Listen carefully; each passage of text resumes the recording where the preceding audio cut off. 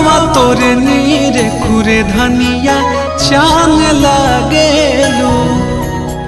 कहारी का जारारी नयन से बान मारेलो रनिया जान मारेलू।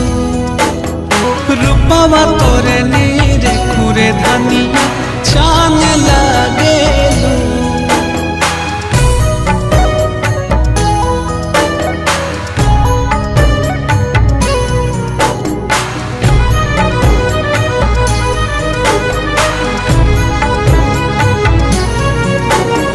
चम चम चमकेला चेहरा नूरानी, नजारी के सोझा